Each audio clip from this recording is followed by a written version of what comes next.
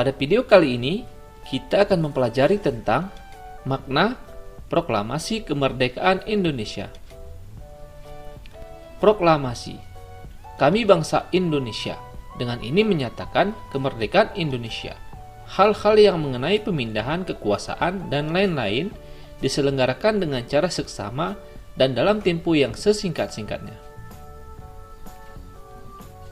Proklamasi kemerdekaan yang dilakukan tanggal 17 Agustus 1945 menjadi peristiwa penting bagi bangsa Indonesia. Peristiwa tersebut menjadi tonggak sejarah di mana bangsa Indonesia berhak atas kemerdekaan dan wajib mempertahankannya. Diawali dengan dijatuhkannya bom atom oleh tentara Amerika Serikat pada tanggal 6 Agustus 1945 di kota Hiroshima dan pada tanggal 9 Agustus 1945 di kota Nagasaki. Jepang akhirnya menyerah kepada tentara sekutu. Peristiwa ini dijadikan kesempatan oleh bangsa Indonesia untuk segera membebaskan diri dari penjajahan bangsa Jepang. Teks proklamasi ditulis di rumah Laksamana Tadashi Maeda, Jalan Imam Bonjol nomor 1.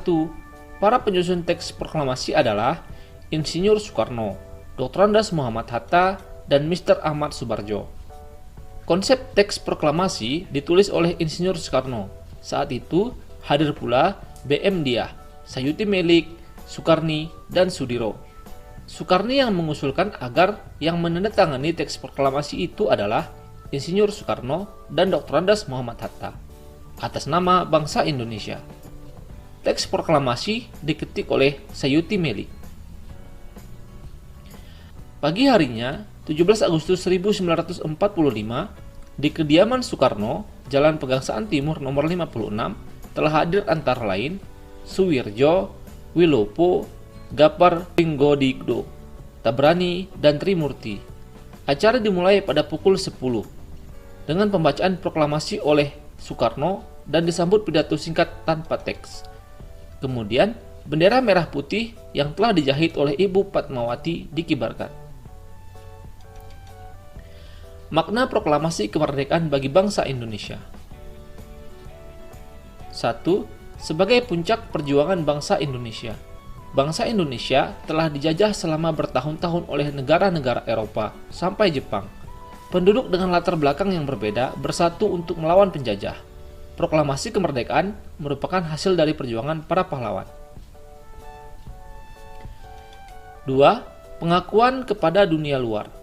Dengan membaca teks proklamasi, Indonesia mengumumkan kepada dunia luar bahwa Indonesia adalah negara yang merdeka.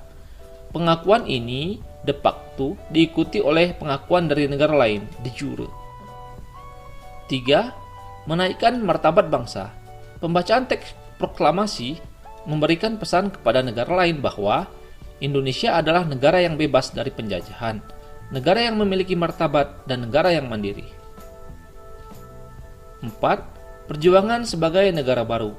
Indonesia adalah negara yang dibangun oleh rakyat dan untuk rakyat. Negara Indonesia adalah negara mandiri yang tidak tergantung kepada negara lain.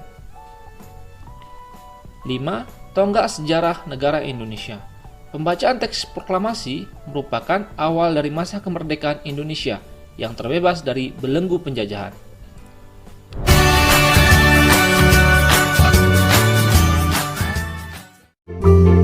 Tahukah kalian bahwa diperlukan kemampuan untuk melakukan penyesuaian atau adaptasi ketika kita ingin menciptakan kerukunan dalam perbedaan? Kita perlu menyesuaikan diri dengan keadaan setempat agar kita bisa diterima dan hidup berdampingan dengan damai. Hal ini juga berlaku pada tumbuhan. Agar keberlangsungan hidupnya terjamin, maka tumbuhan harus mampu melakukan adaptasi sesuai kondisi lingkungannya. Bagaimana cara tumbuhan beradaptasi? Ayo kita pelajari teks berikut. Bunga teratai. Tahukah kamu bunga teratai? Tanaman ini tumbuh di air.